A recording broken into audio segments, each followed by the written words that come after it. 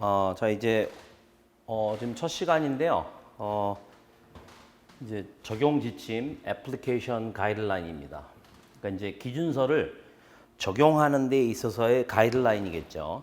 그러니까 기준서는 일종의 그냥 뭐 법적인 구속력은 없죠. 왜냐면 이제 유럽 의회에서 만든 거니까.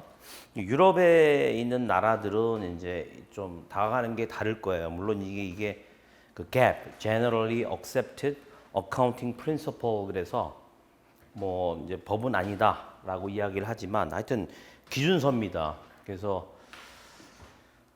유럽 의회에 어떤 그 승인 과정이 있어야 되고 지금 이제 그 수정 그러니까 그러니까 exposure draft라 그래요. 이게 공개 초안인데 이제 amendment 수정을 위한 공개 초안이 나와 있고 저번 달 25일까지 각 나라들에서 이제 그 의견서들을 다 제출을 했어요. 뭐 보니까는 뭐 이제 우리 한국 회계기준원에서도 하고 뭐 이제 계리사회도 따로 하고 뭐 어떤 회사에서 그냥 따로 한 경우도 있고 자유롭게 이제 올릴 수 있는 거기 때문에 그런 의견들을 이제 내년 6월까지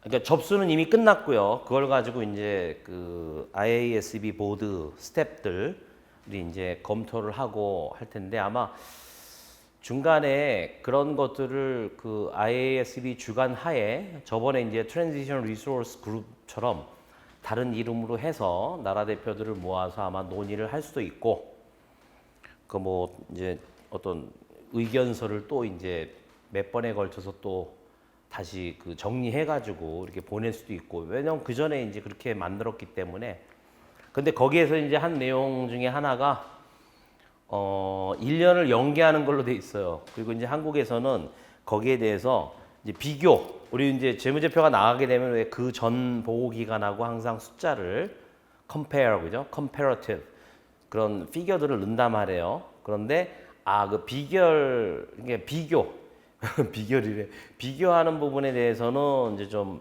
그 처음 할 때는 그 면제하는 게 어떠냐 이게 받아들여질지 모르지만 만약에 그게 받아들여지고 1년 연기한다 그러면 사실은 2년 연기 효과가 있거든요. 그러니까 이것이 이제 한국에 있는 회사들은 이제 반길 수도 있고 이해관계에 따라서 다르겠죠. 컨설팅 회사들은 뭐 당연히 반기겠죠. 더 컨설팅을 통해서 이제 돈을 벌 수 있는 기회가 더 있으니까. 어쨌거나 하여튼 뭐 그렇게 이제 될 건데 이런 어떤 그 기준들을 적용하는 데 있어서의 지침서예요. 그러니까 기준서는 어떻게 보면 이제 그 딱 이거는 기준이다라고 해가지고 must로 comply 해야 되는 거고 그 안 하게 되면은 뭐 어떤 비즈니스를 영위하는데 문제가 있지 않을까요, 그죠? 그리고 이제 분식회계 이런 식으로도 법적으로도 문제가 될 수 있고 그걸 적용한다라고 하는 것이 굉장히 이제 그 원칙 기준으로 해서 어렵기 때문에 제가 최대한 이제 그 기준서를 해설하는 강의를 할 때 설명을 드렸습니다만은 이제 IASB에서 어떤 부록으로서 요 적용 지침을 이제 만들었습니다. 그래서 이제 적용 지침은 뭐 기준서의 각 내용을 다 하는 건 아니고요. 이제 종류별로 해서 자 여기 이제 보시죠.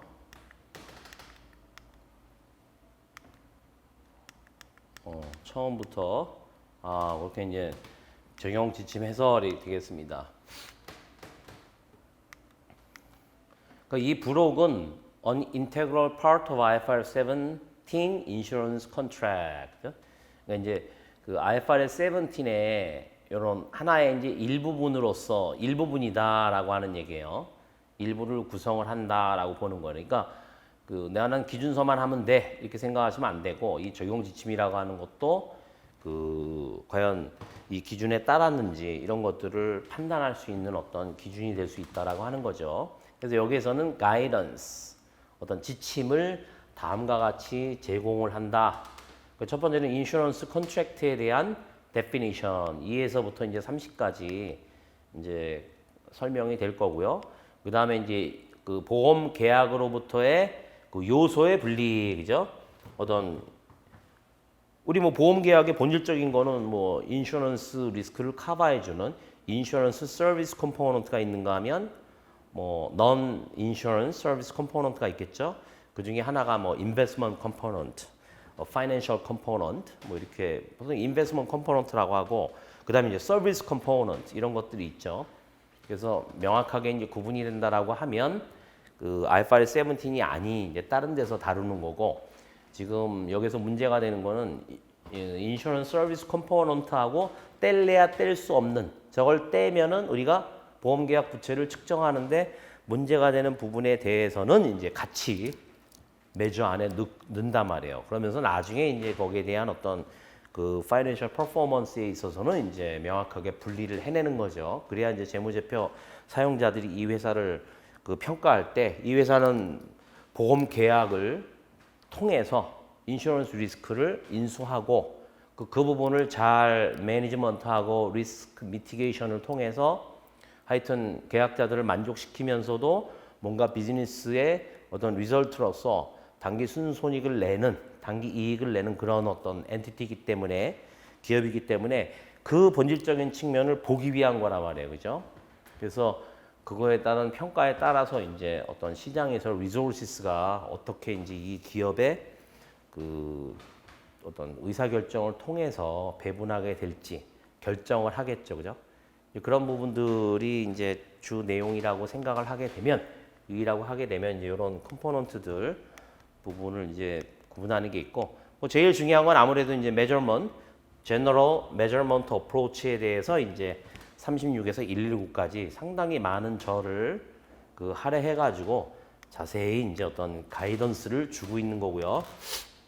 그 다음에 이제 그 손익계산서에서 중요한 인슈런스 레버뉴라는 게 뭐 이제 어떤 항목들이 들어가고 어떻게 해야 되는지 기준서에 나와 있는 부분 관련해 가지고 이제 보충적으로 가이던스를 줄 거고요. 이제 요 부분은 요거 이제 제가 인슈런스 서비스가 빠져 있다라고 봐야 되겠죠. 제가 이제 여기 컴포넌트에 대해서 이야기할 때 인슈런스 레버뉴라고 하는 거는 인슈런스 리스크를 내가 커버해 주는 보험 계약의 어떤 본질적인 그런 부분에 대해서 그 내가 활동을 한 기업으로서 엔티티로서 활동을 한 그런 레버뉴가 수익이 얼마나 되는지 이런 부분이기 때문에 그때는 이제 그 뗄래야 뗄 수 없는 다른 non 인슈런스 컴포넌트들의 것들이 제외돼 가지고 해야 돼요. 그리고 이제 그 자체 내에서 또 어떻게 측정하는지 그런 부분들이 나오는 부분들에 대해서 또 보충적으로 설명을 하고 그 다음에 이제 뗄래야 뗄 수 없이 들어간 부분만이 아니고 요거는 참 이제 그 부분보다는 우리가 이제 인슈런스 파이낸스 인컴 앤 익스펜스도 이제 부수적으로 생길 수가 있단 말이에요. 그죠? 그 부분 관련해 가지고 별도로 공시하는 부분이기 때문에 그런 어떤 그 부분에 대해서도 지침을 제공을 한다. 그리고 이제 그 중간 재무제표 관련해 가지고도 이제 하나 그 가이던스가 나와 있어요. B2로 들어가게 되면은 일단은 이제 요 B2 섹션에서는 그 지침을 제공을 하는데 보험 계약의 어떤 정의에 관해서 지침을 제공해요. 그 어디? 어펜딕스 A에서 이제 그 규정된 보험 계약의 정의에 대해서 이제 어떤 지침을 제공한다. 그리고 이제 이거는 다음의 사항들을 이제 명시하고 설명을 한다 이런 얘기겠죠.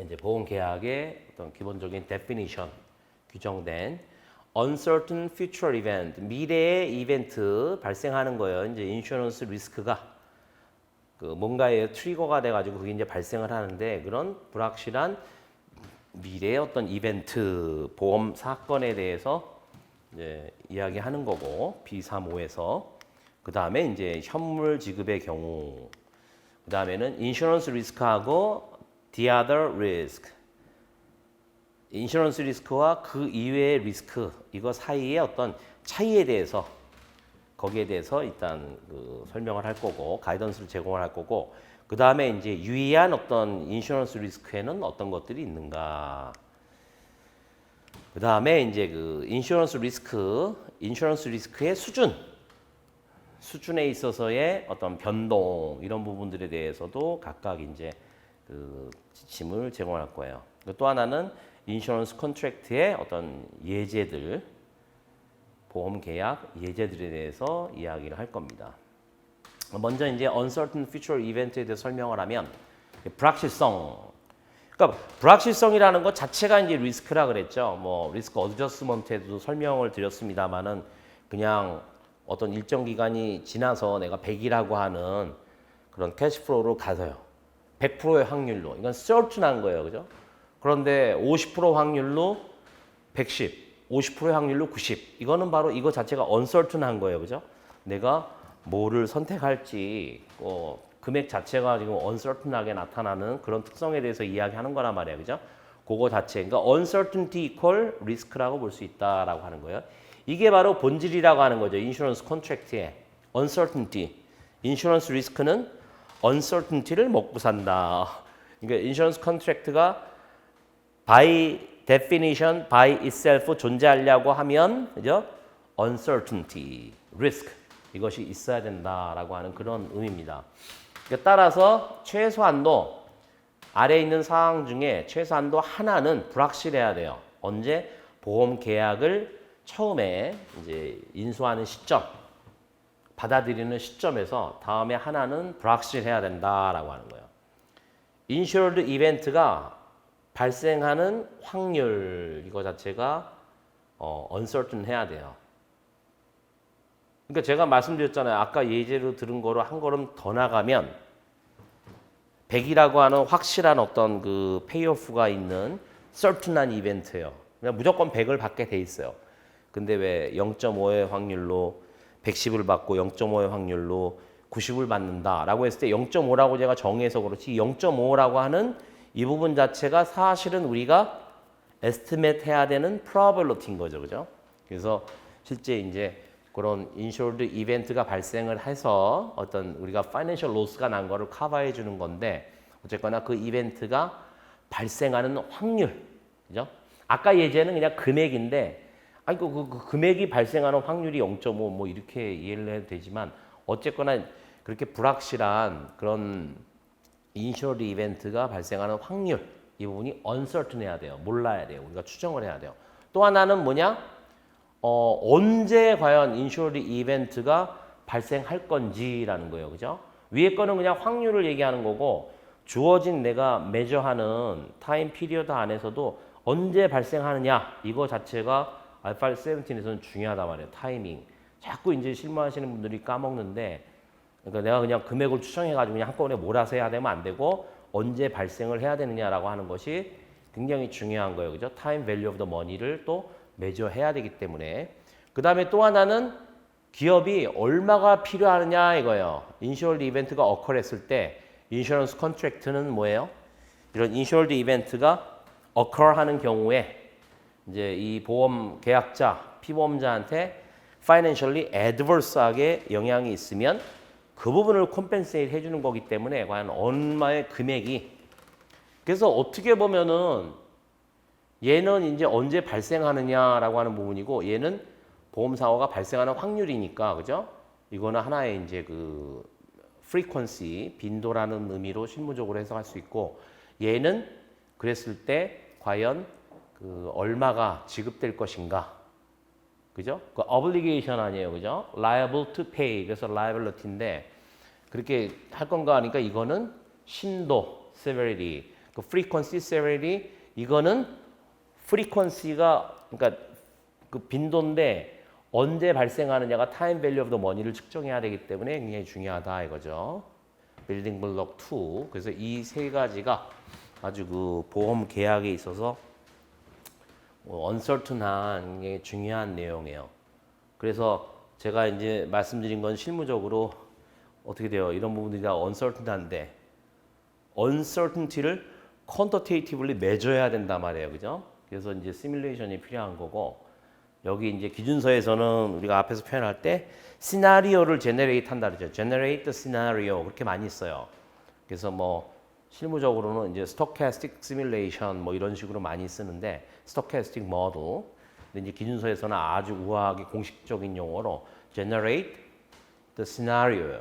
뭐에 관한 for future cash flow. 물론 이제 빌딩 블록 1, 2, 3가 다 이제 그런 어떤 시나리오에 의해서 규정되는 거기 때문에 하여튼 그래서 굉장히 이제 중요한 세 가지 측면이고 실무적으로 요거는 frequency, severity, 얘는 frequency라고 하더라도 when, 언제 발생을 하느냐. 발생하고 나서도 그 다음에 또 뭐가 중요해요? 더 일반적으로 확정시키면 when the actual payment will occur. 그죠? how many, 그 다음에 how much 이런 게 중요하게 되겠죠. 그죠? 심도하고 관련된 거긴 하지만 severity하고 그래서 이런 부분들이 이제 그 실무적인 모델링에 있어서 아 이런 부분들을 해야 되는구나. 그래서 굉장히 제너럴한 그런 측면에서 이해를 하셔야 되고 내가 이제 나 생명보험에서 이렇게 그냥 딱 발생을 하면 그냥 별로 시간 걸리지도 않아요. 그죠? 렉도 길지가 않아. 발생하면 뭐 며칠 이내에 보험회사에 클레임 보고가 되고 특별한 뭐 사기나 뭐 여러 가지 측면이 없다 그러면 금액이 안 커서 정해진 금액을 지급하게 되는 것도 또 바로 지급하면 땡 이렇게 되는 걸로 생각을 하시는데 그거가 뭐냐 하면은 이런 제너럴한 케이스에서의 스페셜 케이스로 보셔야 돼요. 그러면 내가 어떤 그 IFRS 17을 컴플라이 하기 위해서 그런 메저를 하기 위해서 내지는 어떤 금액들을 레코그나이즈 하기 위해서 시스템이나 프로세스를 만든다라고 하면 그러면은 저라면 어떻게 접근하느냐? 모든 것들을 다 커버할 수 있는 제너럴한 차원에서 준비를 해서 거기에서 특별한 어떤 케이스들을 다뤄야 된다라고 생각을 하셔야 돼요. 왜냐하면 스페셜한 케이스로 내가 거기에 딱 함몰돼 가지고 만들면 뭔가 변동이 생겨서 어떤 모델이나 모델의 어떤 디멘전에서 차이가 나면 그거를 제너럴라이즈 시키는 것 자체는 불가능해요. 새로 만들어야 된단 말이죠. 그죠? 그래서 그런 측면들을 잘 이해를 못하는 것 같아요. 근데 다시 한번 제가 강조드린 거는 기준서는 하나다. 생명보험 회사가 됐건 엔티티라 그랬잖아요. 그죠?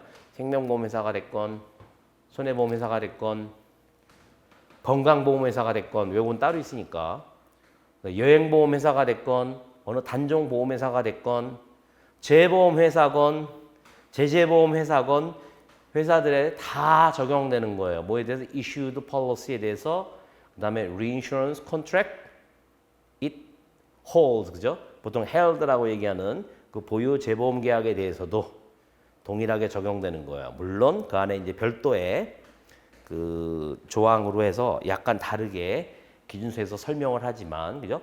그러니까 모든 보험회사에 다 적용되는 거고 또 우리나라에는 그 상호회사가 없는데 뮤추얼 컴퍼니에도 적용되고 그다음에 스톡홀딩 그죠?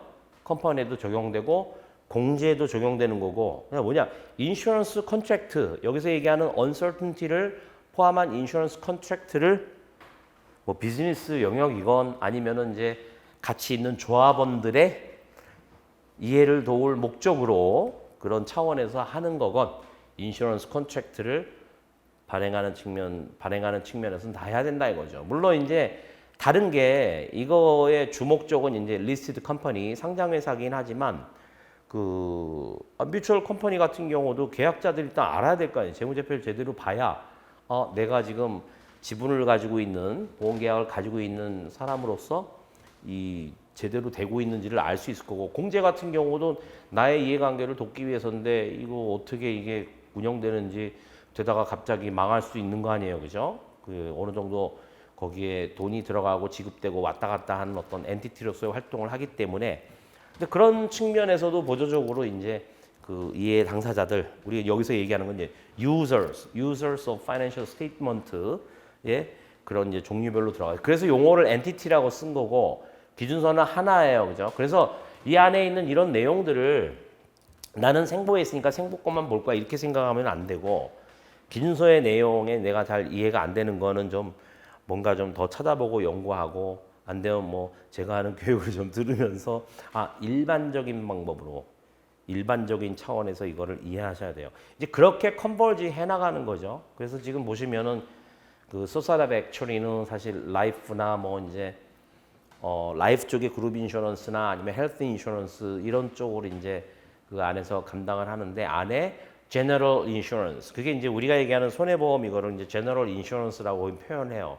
그런 이제 제너럴 인슈런스 트랙이 따로 생겼고 펠로우십 갔는데 그 다음에 이제 어소시에이트십 하는데도 제가 어떤 분이 이제 뭐 이렇게 FAP인가 뭐 보는데 그 안에 한 문제가 완전히 손해 보면 모르면 못 풀게 돼 있더라고요. 그래서 지금 아마 그 이제 SOA하고 Casualty Actuarial Society하고 약간 컨플릭이 있다고 들었는데 그렇게 그것만 도입한다 그래서 뭐 손해보험 쪽 와서 일할 수 있는지 아니야 이러고 이제 그 캐스 쪽에서는 문제 제기를 한다고 하더라고요. 그러니까 여러분들이 이해하시기에 기준서를 제대로 이해하려 그러면 어느 정도의 그 손해보험적인 어떤 그 개념들 이런 부분들을 이해하려고 애쓰셔야 되고 그런 어떤 정말로 제너럴 메저먼트 어프로치라고 하는 측면은 다르지만 어쨌거나 모델링 하는데 필요한 어떤 리퀘어먼트들 요건들에 있어서는 아주 일반적인 제너럴한 케이스로 해서 모델링을 해야 되고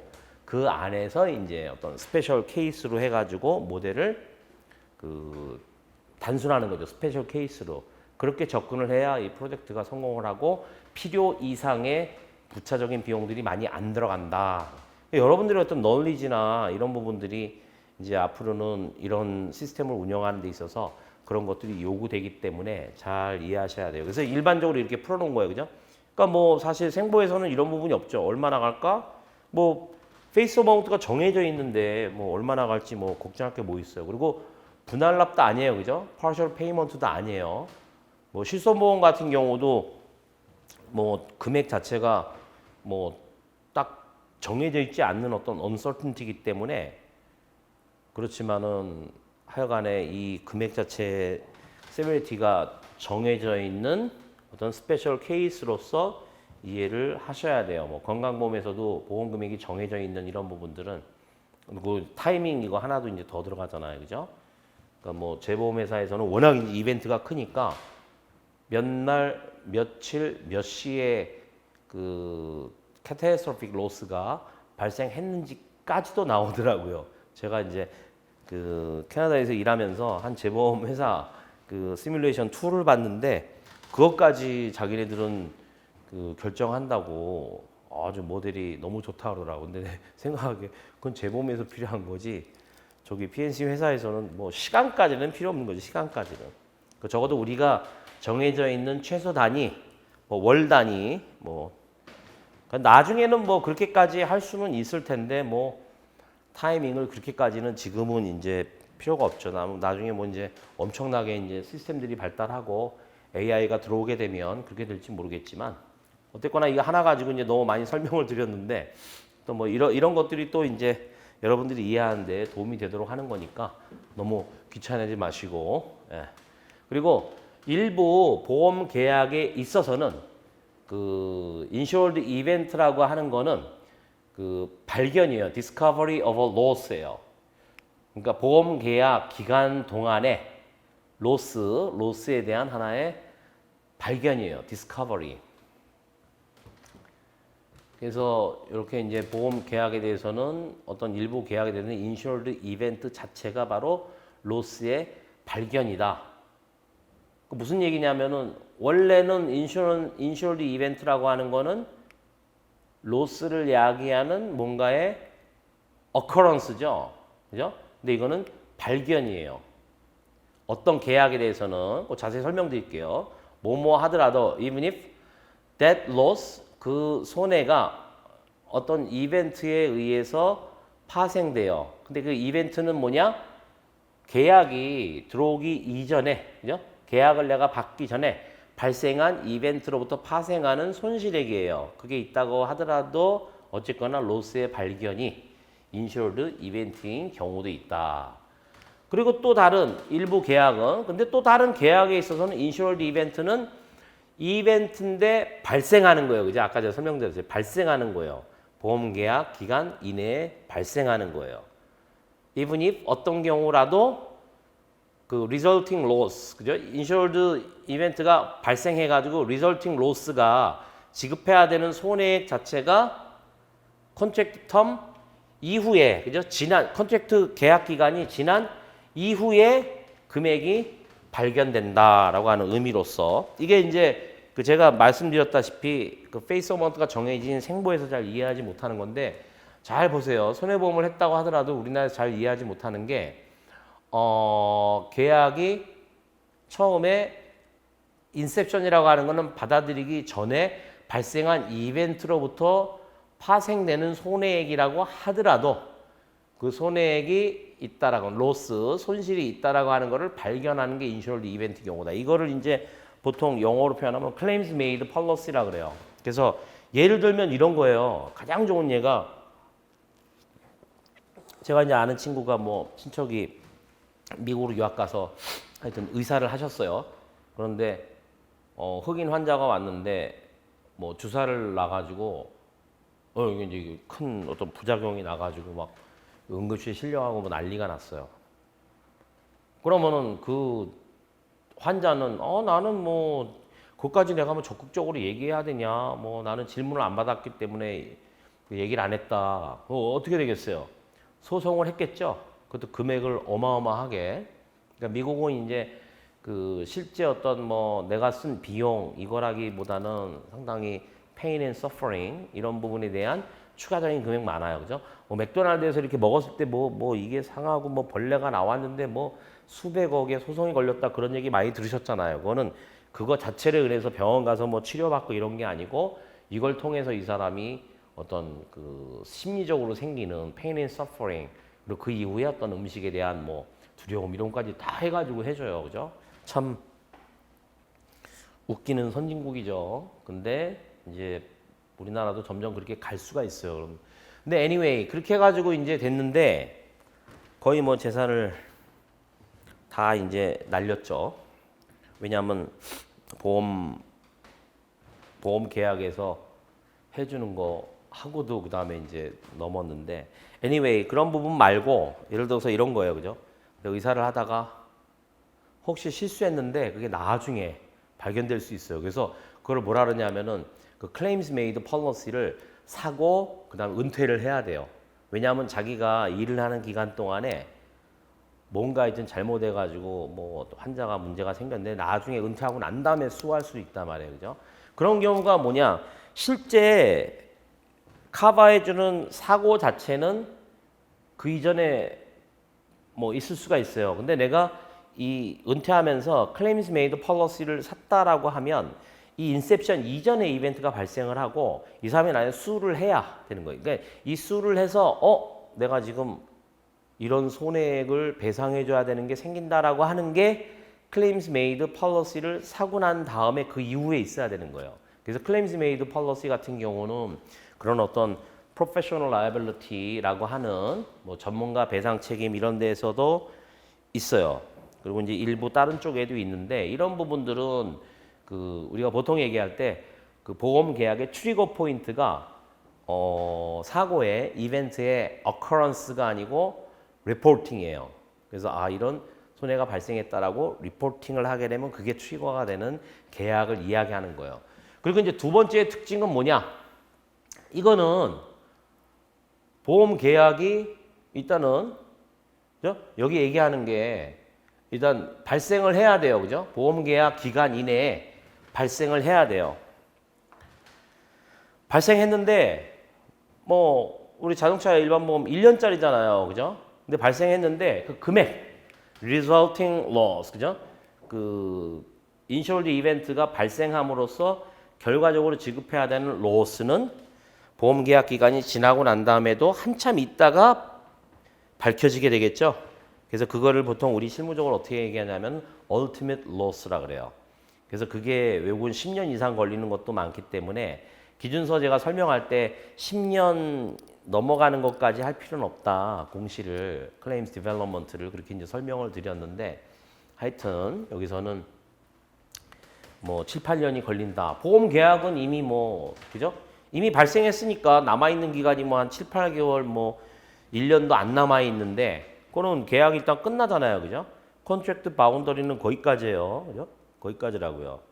그러면은 거기에서 발생한 클레임에 대해서는 끝나고 난 다음에도 한참 가잖아요. 그죠? 금액을 아직 확정을 못 해요. 단지 뭐 할 수 있어요? 에스티메이션만 가능한 거예요. 에스티메이트로. 물론 이제 우리가 그 본질적으로 미래에 대한 현금 흐름이라고 하는 건 에스티메이션이지만 지금 현재 존재하고 있는 것도 그래서 그 금액에 대해서 각 클레임별로 그 클레임 어드저스터들이 손해사정사들이 추정하는 금액을 케이스 아웃스탠딩 개별 추산액에서 본계약 부채로 넣어놨고 그 다음에 또 이제 그 또 하나는 여기서 이제 얘기 안 하는데 하여튼 그 기간 내에 발생해서 우리가 liable to pay예요. pay해야 되는데 보고가 나중에 돼. 보고 기간 딱 끝났어요. 재무제표 끝났는데 나중에 사고가 보고가 돼요. 이런 부분들이 경험적으로 있기 때문에 여기에 대해서는 총량 추산 그래서 bulk reserve는 액츄얼리들을 추정해 가지고 금액을 넣어요. 그래서 개별 추산 우리말로 하면 총액 추산이고 케이스 아웃스탠딩 어마운트 그다음에 IBNR 어마운트 이렇게 해 가지고 이제 지금도 부채로 인정을 해 줬는데 여기서는 지금 그런 얘기예요. 그죠? 그러니까 제너럴한 차원으로 이해를 하셔야 돼요. 그래서 그런 부분이 기준서는 이제 다 그 모든 어떤 그 보험 계약에 대해서 이야기를 하고 있으면서 또 이렇게까지 얘기하는 거예요. 그러니까. 그래서 뭐 그 손해보험 회사 같은 경우는 첫 번째 제가 말씀드린 Claims Made Policy 트리거 포인트가 Insured Event Occurrence가 아니라 Reporting이다. 얘는 Occurrence긴 한데 다른 특징은 Occurrence 하고 나서 보험 계약은 끝났는데 인슈런스 서비스 그 서비스를 프로바이드하는 기간은 끝났는데 금액이 아직 안 끝났어. 이런 부분 두 개가 굉장히 중요한 특징이라고 하는 거예요. 이거를 이제 이해를 하셔야 모델링을 할 때 저런 부분들이 어떻게 그 반영이 되는지 알 수가 있어요. 그리고 일부 보험 계약들은 커버 이벤트예요. 이벤트를 커버해 줘요. 그죠? 인슈런스 서비스를 제공한다는 의미예요. 그게 그런데 아니 이미 발생을 했는데 그 파이낸셜 이펙트 이거는 아직 uncertain이에요. 그죠? 그게 이제 아까 얘기한 뭐 그 계약이 끝난 다음 이제 계약 자체는 끝나도 그 금액 자체는 아직 발견이 안 돼서 클레임 디벨롭먼트를 통해서 추정해야 된다고 그랬잖아요. 그죠? 근데 이제 이 부분은 뭐냐면은 이미 발생을 했는데 파이낸셜 이펙트 그거는 아직 uncertain이에요. 발생을 했는데. 근데 거기에 대한 이그샘플이 뭐냐? 그건 인슈런스 컨트랙트인데 그 커버리지를 뭐에 대해서 적용을 하냐? 그 어떤 이미 발생한 이벤트의 adverse development예요. 그러니까 이제 진전을 내가 예측을 했는데 나한테 불리한 차원으로 adverse하게 develop이 된다라고 하면 거기에 대해서 커버리지를 제공하는 그런 보험 계약이 예제가 된다 이거죠. 이런 계약들에 있어서는 insured event는 뭐냐? 그거는 바로 결정하는 거예요. 뭐를? 그런 클레임에 대한 ultimate cost, 그죠? 최종적인 우리 뭐 궁극 이렇게 얘기하는데 최종으로 하는 게 맞는 것 같아요. 최종적인 손해 cost. 뭐 거기에 대해서 발생을 하면은 그 손해에 대해서 내가 커버해 줘야 되고 그다음에 또 이제 비용도 발생하는 거가 되는데 그런 ultimate cost를 결정하는 것이다라는 거예요. 인슈얼드 이벤트 자체는 인슈얼드 이벤트가 그런 금액에 대한 어떤 결정이다라고 하는 부분이죠. 그러니까 이게 이제 뭐 그 우리 뭐 보통 얘기할 때 그 이런 계약 유형에 대해서 이야기되는 게 지금 있기 때문이에요. 그러니까 이제 이미 내가 어떤 그 이벤트가 발생을 해서 쭉 디벨롭이 되고 있는데 뭐 파이낸스 인슈런스라고 해야 될까 하여튼 뭐 그 한번 이런 식으로 좀 시도하는 재보험 쪽이 있는 것 같긴 한데 하여튼 그런 일반적인 부분에 대해서 여기 이야기한 부분이에요. 참 인슈런스 컨트랙트가 많죠. 그다음에 일부 보험 계약은 필요로 한다, require 다음 사항들을 요건으로 한다 내지는 permit 허용한다라는 얘기예요. 그 페이먼트를 요건으로 하거나 아니면 허용을 해요. 뭐로? 현물로, 그죠? 현물로 지급해야 되거나 아니면 현물로 지급하는 것이 허용돼요. 이런 경우에 있어서는 그 엔티티는 그 재화나 서비스를 계약자한테 제공하는 경우예요. 뭐 이 기업의 어떤 obligation, 그 컨트랙트 법에 따른 의무 사항을 준수하기 위해서, 그죠?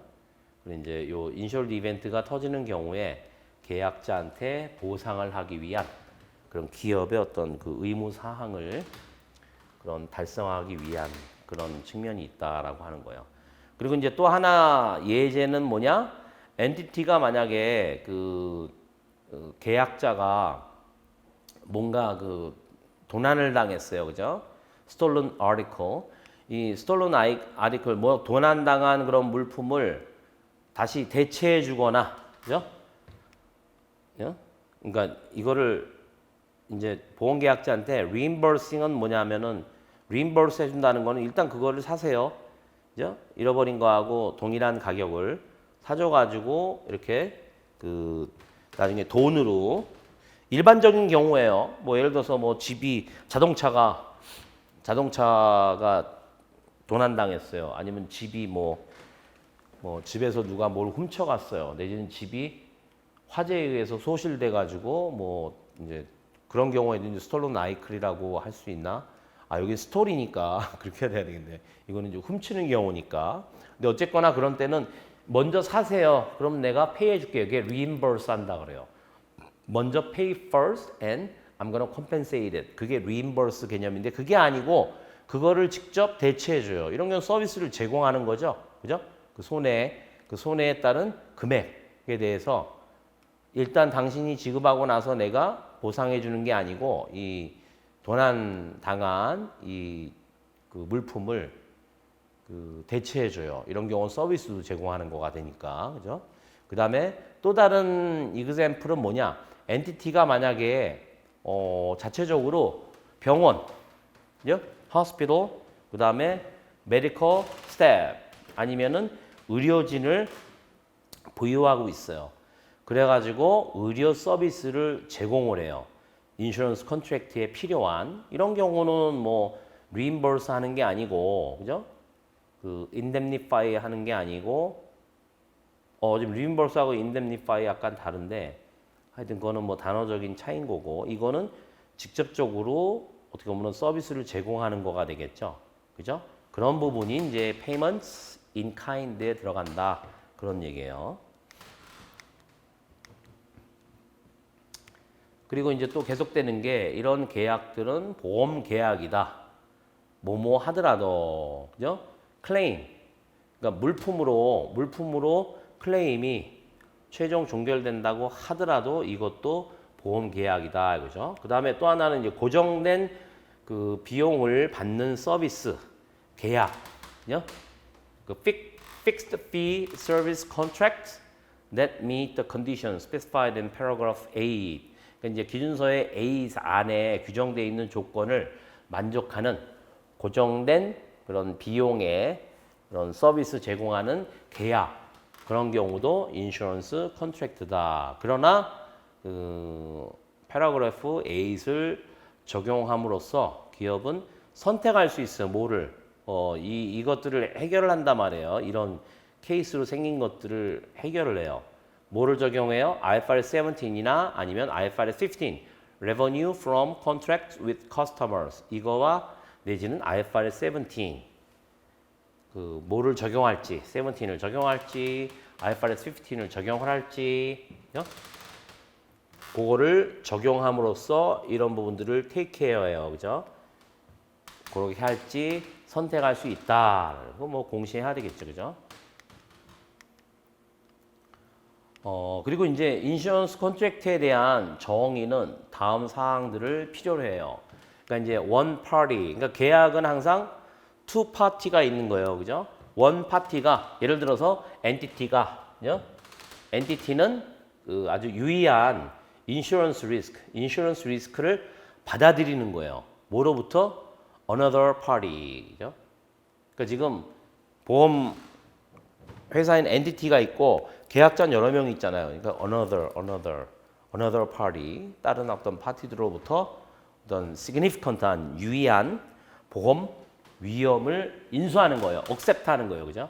우리 보통 그렇게 하잖아요. 원래 그 계약이 우리가 막 찾아가지고 마케팅을 해서 파는 거지만 원래의 의미는 뭐예요?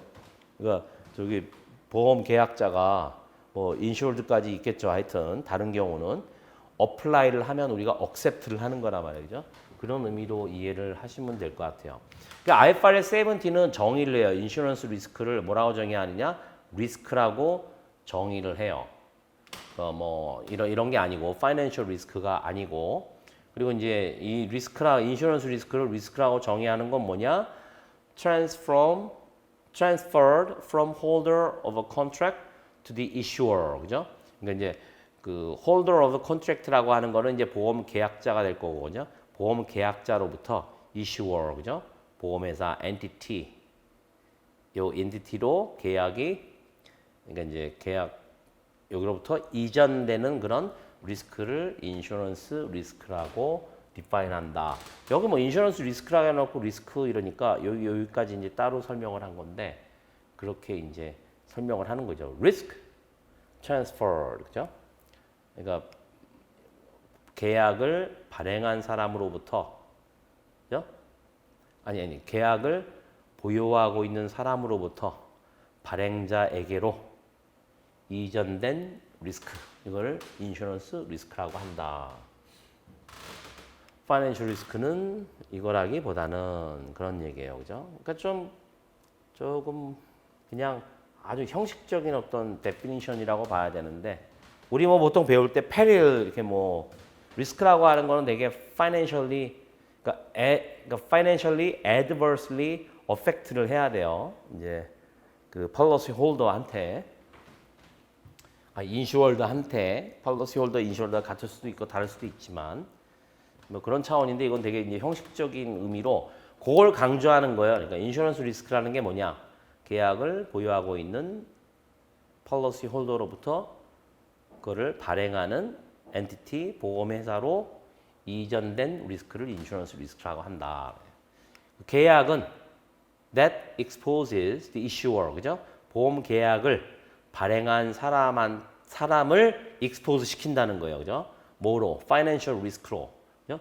without significant insurance risk. 그러니까 유의한 인슈런스 리스크 없이 financial risk에 이 발행자를 노출시키는 계약은 인슈런스 컨트랙트가 아니다라고 하는 거예요. 이제 여기서 이제 문제가 되는 게 significant. 그러면 insignificant insurance risk.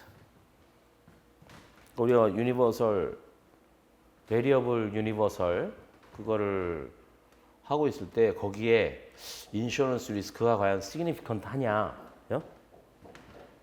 뭐 사망하면 뭐 10만 원 줄게요. 이러면 insignificant일까요? 그러니까 상당히 좀 퀀터테이티브하게 그죠? 얘기가 안 돼 있죠. 그리고 이제 나머지 금액은 뭐 자기가 얼마를 정해서 넣게 되면은 그거는 이제 뭐 어떤 뭐 그 회사가 이제 전 세계적으로 막 투자를 할 거 아니에요, 그죠? 그럼 그 투자하고 연동된다. 주로 이제 뭐 꼭 스탁만이 아니고 뭐 그죠? 뭐 그 회사에 투자 활동하고 연계돼 가지고 그 딱 이제 묶여서 그렇게 이제 수익을 받는 부분이 더 커요, 그죠? 그리고 그 사망 거기에 따른 사망보험금이나 뭐 인슈런스 리스크 관련된 건 조금이야. 유의성을 어떻게 봐야 되지? 이렇게 그런 부분이 이제 상당히 좀 애매하죠. 그러니까 퀀터테이티브한 데피니션이 없는데 significant하다라고 하는 거는 굉장히 상당한 금액에 우리가 무시할 수 없는 아주 그런 걸 얘기해요. 근데 그런 거 없이 그 파이낸셜 리스크만 있다. 그러면 그거는 인슈런스 컨트랙트가 아니다라고 해요. 저게 이제 인베스트먼트 컴포넌트, 파이낸셜 컴포넌트라고 이야기할 수 있는 거예요. 인슈런스와 이제 the other risk의 차이. 그러니까 파이낸셜 리스크는 어펜딕스 A에서의 데피니션은 뭘 이야기하느냐? 그 financial and non-financial variables. 그 거기에서 언급하고 있는 것이 financial하고 non-financial 변수에 대해서 언급하고 있어요. 그래서 non-financial variable 그 variable의 예제는 어떤 그 컨트랙트의 파티에 특정한 게 아니다라고 하는 게 non-financial risk는. 그러니까 이제 non-financial variable 그 컨트랙트에 어느 한쪽 파티에 특정화되어 있지 않은 non-financial 변수의 예제는 포함하고 있어. 뭐를? on index of earthquake losses. 그죠? 그러니까 어떤 특정한 지역에서의 그런 지진 피해에 대한 지수를 포함한다든지 아니면은 어떤 특정한 도시에서의 온도 이거를 포함하는 것이다라고 하는 거예요. 그러니까 계약에 있어서 어느 한 당사자에게 특정화되어 있지 않은 non-financial variable, 그죠? 비금융 변수의 예제는 어느 특정한 지역에 있어서의 지진의 피해 지수, 지진 지수 내지는 어떤 특정한 도시에서의 온도 지수 이것들을 포함한다 그런 얘기죠. 그죠? 무슨 말인지 알겠죠? 그죠? 그리고 파이낸셜 리스크는 제외해요. 뭐를? 리스크예요. 리스크. 그러니까 그 from non-financial risk로부터의 리스크를 제외해요. 파이낸셜 리스크는 두 개를 지금 구분하기 위한 거죠. 이제 컴포넌트, 세퍼레이팅 컴포넌트에서 우리가 좀 여기서 이제 부가적으로 설명을 하는 거예요. 근데 non-financial variables는 뭐냐? 그거는 아주 구체적으로 어디에 관련된 거예요. 무슨 파티에 계약에서의 어떤 파티에 딱 규정돼 있는 그 사람한테로 이 파티한테로 향하고 있는 non-financial variable 이거를 제외하는 거예요. financial risk는 그죠? 위에서 얘기한 거 있죠. 예를 들어서 발생하거나 발생하지 않는 거 불이 그죠? 불이 발생할 수 있고 발생 안 할 수 있잖아요. 그죠? 그 뭐냐? 그런 해당되는 여기서는 뭐 이제 보험 계약자겠죠. 보험 계약자의 자산을 심하게 손상시키거나 전체적으로 완전 그냥 파괴시키는 그런 불이 발생하느냐 안 하느냐 이런 리스크처럼 이렇게 계약의 한 당사자한테 딱 특정화되어 있는 non-financial variable은 financial risk가 아니다라고 하는 거예요. Furthermore, 더욱 더 나아가 더 자세히 얘기를 하면 risk of changes in the fair value of non-financial asset, 그죠? non-financial asset의 공정가치에서의 어떤 변동 위험, 그죠? 공정가치 떨어질 수도 있으니까 그거는 또 financial risk가 아니다라고 하는 거예요. non-financial asset의 어떤 공정가치의 변동 위험은 financial risk가 아니다. if 다음에 뭐뭐 한다면 이 fair value가 반영을 해요. 변동을 시장에서의 시장 가격에서의 변동을 반영을 한다면 for such asset 그죠? 이러한 에셋에 대해서 이 에셋에 대한 시장에서의 어떤 가치에서의 변동을 이 공정가치가 반영을 한다면 이런 non-financial asset의 공정가치에서의 변동 위험은 financial risk가 아니다. 즉, a financial variable, 그죠? 이런 asset의 그러니까 마켓 프라이스의 변동이라고 하는 거는 financial variable 이 부분을 얘기하는 거죠. 그리고 또 하나는 마켓 요거고 그다음에 and the condition for specific non-financial asset. 그러니까 계약의 파티에 의해서 보유하고 있는 non-financial asset, 특정한 non-financial asset이에요. 그러니까 일반적으로 있는 게 아니라 딱 정해진 non-financial asset의 조건. 그리고 여기 위에서 얘기한 asset, non-financial asset의 시장 가격의 변동. 그러니까 이제 reflect하는 게 두 가지죠. Changes in the market values for such asset and the condition of a specific non-financial asset held by a party to a contract. 그죠? 그러니까 여기 held by 요 컨트랙트는 두 문장에 다 and A and B에 다 걸리는 거죠. 그렇게 된다면 이 non-financial asset의 공정가치 변동 위험은 financial risk가 아니다. 비금융 자산에 대해서라고 하는 거예요. 여기도 이제 즉 요거 이렇게 얘기하는 거는 요거는 non-financial variable, 그죠? 비금융 변수다라고 하는 거예요. 그래서 두 개 지금 구별하는 거예요. 이제 보험 계약에 대해서 기준서에서 얘기한 거에 대해 가지고 이제 보충적으로 설명을 하는 거죠. 또 하나 이제 예를 들어서 if a guarantee of the residual value of a specific car, 이제 자동차 특정 카에 대한 잔존 가치의 개런티, 뭐 이게 잔존 가치가 막 뚝뚝 떨어지는데 최소한 얼마까지는 내가 보장을 하겠다라는 그 보장이, 그죠? 근데 그 보장이 뭐냐? 그 계약자가 has an insurable interest예요, 그죠? insurable interest, 보험 이익이 보험 계약자가 가지고 있는 그런 특정한 차의 잔존 가치에 대한 보장이 바로 노출시켜요. 뭐를? guarantor, 그죠? 이렇게 내 개런티를 해주겠다라고 하는 주체, guarantor를 노출시켜요. 뭐에 대해서? 위험에 대해서. 어떤 이 카의 실제 그 피지컬한 컨디션, 그죠? 왜냐하면 피지컬한 컨디션에 의해서 이 차에 대한 residual value, 잔존 가치가 결정이 된단 말이에요, 그죠? 그래서 차의 피지컬한 컨디션에 있어서의 변동 위험, 이거에 이 개런티를 해주는 사람을 expose 시킨다 이거죠. 그랬을 때는 이 리스크는 어떻게 돼요? has an insurable interest, 그죠? 그죠? 그러니까 예를 들어서 이렇게 한다면, 예? 그 계약자가 insurable interest가 있는 그런 특정한 차의 잔존 가치에 미니멈 보장을 해주는 그런 계약이 이 보장해주는 사람을 그런 위험에 이 차의 컨디션 이거에 변동 위험에 노출을 시켜요.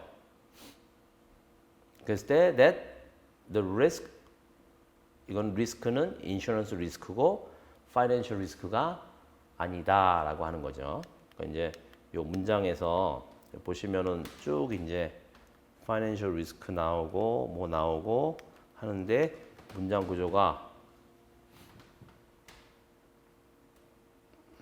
이제 if가 지금 여기까지 있는 거고, 그죠? For example, that risk는 뭐 앞에 문장 뭐 어쩌고저쩌고 대시 아니고 요 앞에서 if라고 얘기한 요거의 that risk는 그 위험은 insurable risk지 financial risk가 아니다. 그래서 지금 insurance risk와 financial risk, other risk에 대한 어떤 정의에 대해서 지금 적용 지침에서 예를 들어서 설명하고 있어요. 그죠? 기준서에서는 이런 식으로 자세히 쓸 수 없단 말이에요. 그죠? 이거 없이 설명드렸네. 그리고 또 하나, 또 이제 계속 나와요.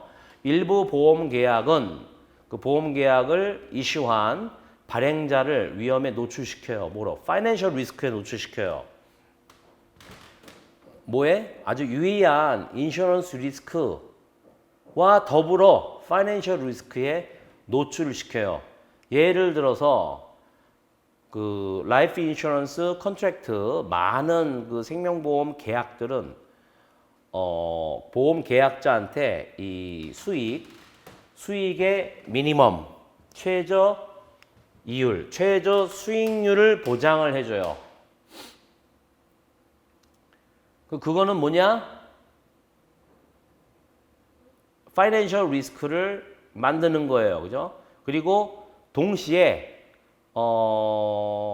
이게 문장 자체가 for 예를 들어 가지고 많은 보험 계약들은 보험 계약자들한테 어떤 최소 수익률을 보장을 해줘요. 근데 그게 뭐냐? 그게 파이낸셜 리스크를 창출하는 거나 마찬가지고, 그리고 동시에 또 사망보험금을 약속을 해요.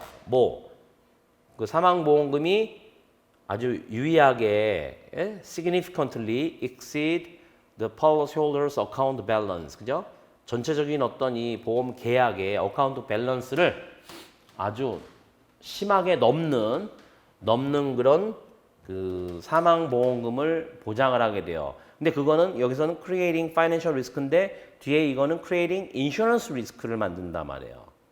어떤 형태로? mortality risk, 그죠? 사망 관련된 그런 위험의 형태로 인슈런스 리스크를 만들어요. 요런 such contracts are insurance contract. 이거는 insurance contract다. 그러니까 지금 아까 제가 그랬잖아요. 그죠? without significant. 그죠? 얘기한 게 도대체 어떤 수준이냐. 여기서는 좀 그래도 자세히 얘기하죠. 그죠? at the same time 사망 급보금, 사망 보험금을 약속을 하는데 that may significantly exceed account balance. 그죠? 이런 내가 미니멈 그 수익률을 보장을 하는 이런 부분을 제공을 하는데 그 미니멈 수익률을 보장을 하는 어카운트 밸런스보다도 훨씬 큰 금액을 사망보험금으로 제공을 하는 것을 약속을 한다라고 하면은 이거는 인슈런스 컨트랙트로 본다 이거죠. 그거에 대해서 익시드를 안 하고 아주 작다 그러면 사실은 보험 계약 아닌 걸로 볼 수도 있겠죠. 그러니까 아주 극단적으로 우리 시장에서 지금 베리어블 유니버설을 팔고 있는데 어카운트 밸런스보다도 사망보험이 너무 작어. 그죠? 이걸 초과하지도 않아. 막 직해서 가면 그렇지 않다 그러면 이건 인슈런스 컨트랙트 아니라고 할 수 있고 그거는 뭐예요 그냥 IFRS 17이 아니고 IFRS 15이나 뭐 다른 걸로 해도 될 수 있지 않을까라고 판단할 수도 있는 거가 된다 이거죠. 과연 significant가 뭐냐? 여기서는 지금 account balance, 그죠? policyholder의 account balance라고 하는 거는 사실 미니멈 수익을 보장하는 그런 life insurance contract예요, 그죠? 근데 그 account balance를 뛰어넘는 것도 살짝 넘는 게 아니고 significantly 상당히 그거를 초과하는 어떤 사망보험금을 약속한다 동시에 이렇다 그러면 이거는 인슈런스 컨트랙트다. 아니면 인슈런스 컨트랙트가 아니다 이렇게 볼 수도 있는 거죠, 그죠? 그러니까 이런 거는 좀 어떤 그 실제 적용에 있어서 몇 가지 사례, 그죠? 상당히 좀 퀀터테이티블리하게 안 돼 있는 거죠. significant와 insignificant의 과연 퀀터테이티브한 데피니션이 뭐냐 이 부분도 이제 생각을 해봐야 되겠죠. 이제 10에 가서는 일부 계약 하에서는 insured event는 insured event라고 하는 건 triggers 그죠? insured event가 터져서 보호가 되면 뭐를 이게 야기하냐 트리거 이 권총 방아쇠 아니에요 그죠? 뭐를 하냐 payment of an amount예요 그죠? 그 insured person이나 그 보험 계약자의 피해를 보상해주는 금액에 대한 지급이에요. 그럼 뭐냐? 또 일부 계약에 대해서는 페이먼트 어떤 금액에 대한 지급을 그걸 트리거 시키는데 뭐냐 이게 프라이스 인덱스 어떤 가격 지수하고 링크가 돼서 그 어떤 금액을 내가 지급해야 되는 경우가 있다라고 하는 거죠. 이런 계약은 보험 계약이에요. 근데 provided that 다음 조건이 있어요. 그 payment가 contingent하다. 그죠? 그러니까 contingent하다라고 하는 거는 뭐 어떤 조건이 되면 확실하게 제시하는 게 아니고 상당히 저것이 뭔가에 의해서 probabilistic하게 그죠? 상당히 그 확률론적으로 이렇게 돼 있다라고 하는 거예요. 그죠? 여기서는 보통 뭐 우발적 이렇게 이제 이야기를 하는데 하는 그런 거예요. 그죠? 그러니까 프라이스 인덱스가 어떻게 되느냐에 따라서 달라지는 거란 말이에요. 그죠? 우린 뭐 어떤 그 파이낸셜 데리버티브 중에 뭐 그 만약에 이제 옵션 얘기를 한다. 뭐 콜 옵션, 풋 옵션 얘기하면 그거를 이해한다 그러면은 이제 쉽게 이해할 수 있겠죠. 그런 돈을 지급하는 게 그 뭐의 확률에 의존돼 있어요. 뭐에 인슈어드 이벤트에 관련돼 있는 컨틴전트한 이 페이먼트 자체가 시그니피컨트 하다는 그런 조건 하에서 이런 계약은 인슈런스 컨트랙트라고 할 수 있다. 그죠? 프라이스 인덱스에 연결되어 있지만 이게 이제 뭐 선진국에는 이제 많이 있는 형태라고 봐야 되겠죠.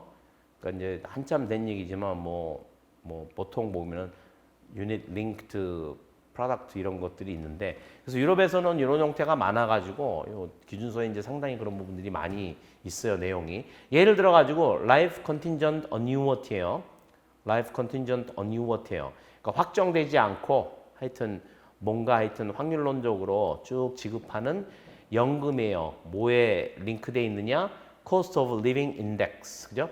내가 이제 생활비 지수가 있는데 그게 뭐 하여튼 인플레이션이 있겠죠. 컨슈머 프라이스 인덱스나 뭐 이런 거 아니면 리테일 프라이스 인덱스 인플레이션 관련된 이거하고 링크되어 있는 라이프 컨틴전트 어뉴어티 그죠? 라이프 컨틴전트라고 하는 거는 이건 링크는 여기에 링크되어 있는 거고 라이프 컨틴전트 한 거는 보통은 그냥 어떤 그냥 라이프 어뉴어티 하면 어떻게 돼요? 이 사람이 살아있는 한 돈이 지급된다라고 우리가 얘기될 수 있는 거 아니에요, 그죠? 근데 하여튼 여기서 컨틴전트 하다라고 하는 거는 여기에 위에서 얘기한 컨틴전트죠, 그죠? 그럼 여기서 link to a cost of living index가 되는 거죠. 이 부분은 인슈런스 리스크를 이전시킨다. 왜냐하면 페이먼트 자체가 트리거 되는 게 뭐에서 트리거 되느냐? By an uncertain future event. 미래의 불확실한 어떤 이벤트에 의해서 트리거가 돼서 지급이 나가기 때문이에요. 뭐예요? 애뉴어티를 받는 이 사람이 생존을 해야 나가는 거죠. 그죠? 그리고 나가는 금액 자체도 Cost of Living Index에 연결돼 가지고 금액이 점증하겠죠. 그래서 이거는 보통 아까 이제 mortality 리스크가 나왔는데 이거는 longevity. 그러니까 사람이 얼마만큼 오래 사느냐, 그죠? 서바이벌 얼마만큼 하느냐에 연동돼 있기 때문에 이 부분은 인슈런스 리스크가 되고 이거는 인슈런스 컨트랙트가 되는 거죠. 아주 전형적인. 그리고 이제 프라이스 인덱스하고의 링크. 이거 자체는 또 하나의 데리버티브, 금융 파생적인 성격이 있어요. 그러나 이것은 또한 인슈런스 리스크를 동시에 이전을 해요. 왜냐하면 그 얼마만큼의 금액을 그 몇 번 내가 지급을 할 것인가라고 하는 거. 그리고 이제 인덱스를 내가 근데 요 몇 번의 지급이 몇 번 이루어질 것이다라고 하는 부분 자체가 인덱스가 어플라이 되는 거예요. 인덱스가 어플라이 되는. 그러니까 내가 몇 번을 지급하느냐 하면은 인덱스가 코스트 오브 리빙 인덱스가 그 앞에 이제 깔려 있으니까 지급을 몇 번 하느냐도 이 사람이 서바이벌 언제까지 하느냐에 따라서 how many times가 결정되잖아요. 그죠? 근데 이거에 따라서 내가 그 링크트 코스트 오브 리빙 그 인덱스하고 연결시키는 이 적용 자체가 그거만큼 되는 거 아니에요. 그죠? 그런 얘기예요. 그죠? Number of payment to which the index applies to number of contract니까 to which 되겠죠. 그렇게 적용하는 그 지급의 어떤 숫자 자체가 그 어떤 annuitant 연금을 받는 수혜자, 연금 받는 사람의 그 생존에 달려 있기 때문에 그렇기 때문에 인슈런스 리스크다라고 하는 거죠. 그리고 이제 만약에 그 결과하는 인슈런스 리스크의 어떤 이전이 유의하다면 그러면 요 derivative 요게 이제 프라이스 인덱스가 하나의 금융 파생적 성격이라고 그랬잖아요. derivative는 만족을 시켜요. 뭘? definition of an insurance contract.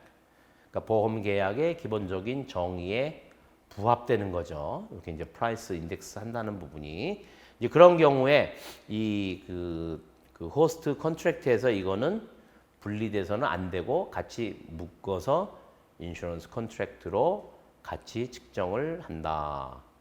분리를 할 수 없다라고 하는 거죠.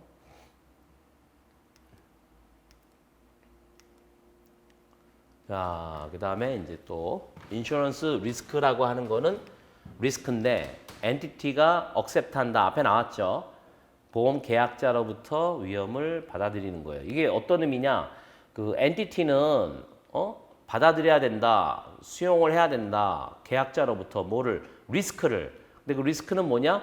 policy 홀더가 이미 노출되어 있는 그런 리스크를 받아들여야만 한다. 그런 얘기예요. 만약에 새로운 리스크가 있어요. 그 엔티티나 아니면 policy 홀더 쪽에서 이 계약에 의해서 그러니까 파생되는 계약에 의해서 창출되는 새로운 리스크 이것은 인슈러블 리스크가 아니다라고 하는 거죠. 그러니까 우리가 뭐 사망, 생존 누구나 우리는 사망의 위험에 노출돼 있잖아요. 그죠? 그게 뭐 일반 사망 그러면 질병에 의한 거건 뭐에 의한 거건 재해 사망. 이렇게 재해 사망 그러면 재해 사망에 다 노출돼 있죠. 이런 이미 노출돼 있는 건데 어떤 그 뉴 리스크가 계약에 의해서 나타났다. 이거는 인슈런스 리스크가 아니다. 그런 얘기예요. 엔티티나 폴리시 홀더한테. 이제 TRG, Transition Resources 그룹에서 어떤 얘기가 나오냐면 얘가 이제 두 개 나와요. 여기 이제 Life Annuity 얘기가 나왔는데 계약은 예를 들어서 극단적으로 계약은 한 10년짜리야. 그런데 이 피보험자가 사망을 하면은 그냥 데스 베네핏을 딱 얼마를 주고 끝나는 게 아니고 라이프 어뉴어티로 준다고 생각을 해봐요. 그죠? 그러면 어떻게 돼요? 계약은 10년짜리인데 극단적인 예라 그랬어요. 그리고 또 하나 나온 게 뭐냐면 TRG에서 하우스가 거의 almost total loss예요. 아주 그냥 불이 나가지고 전소가 됐어. 그래가지고 여기를 다시 예전처럼 다 쥐어줘야 되잖아요. 그죠? 그 외국에서는 정말 그렇게 하더라고요. 그 어떤 분이 그 상가 큰 거를 가지고 있는데 그게 완전히 불이 나가지고 다 다시 지어야 돼. 그러면은 이 사람이 그 기간 동안에 영업을 못함으로써 얻는 이런 부분까지도 다 커버를 해줘야 돼요. 이런 경우는 이제 그 보험 계약이 완료가 되더라도 그 이후까지 이런 부분이 나타나죠, 그죠? 이런 거를 이제 그 consequent to a claim, 그러니까 claims consequent to a claim이래요. 클레임이 발생했기 때문에 부가적으로 나타나는 클레임이다. 그러면은 보험회사 입장에서 봤을 때, 보험사고가 사망보험금을 피보험자한테 라이프 어니어티로 준다라고 하니까 새로운 위험이 부가적으로 이 클레임이 발생했기 때문에 발생한 거다 이렇게 얘기되고, 뭐 아주 전형적으로 토럴로스 집이나 건물이 타가지고 다시 짓는데 이 기간이 연장되는 거를 바로 claim consequent to a claim. 그래서 이거는 그냥 coverage period가 extend 되는 거로 봐야 되지 않느냐라고 이야기를 해요. 이거랑 비슷한 거죠, 그죠? 이거랑. 그래서 요거는 지금 제가 이거랬네. 여기에 보면은 new risk created by the contract or the entity or policyholder is not insurance risk다. 이거하고 연관해 가지고 볼 수 있을까는 다르겠죠, 그죠? 그거는 이제 이미 exposed 돼 있지 않은 부분이기 때문에, 그래서 아마 요거 때문에 그런 질문이 나온 것 같아요. 그래서 그 TRG에서의 답은 insurance risk고 claims consequent to a claim 이렇게 이제 define 하는 걸로 이해하시면 될 것 같아요. 예, 이제 여기 인슈런스 리스크하고 the other 리스크에 대해서 지금 내용이 많이 나와 있는데 첫 시간 한 50분 단위로 끊어야 되니까 첫 시간은 이걸로 마치도록 하겠습니다.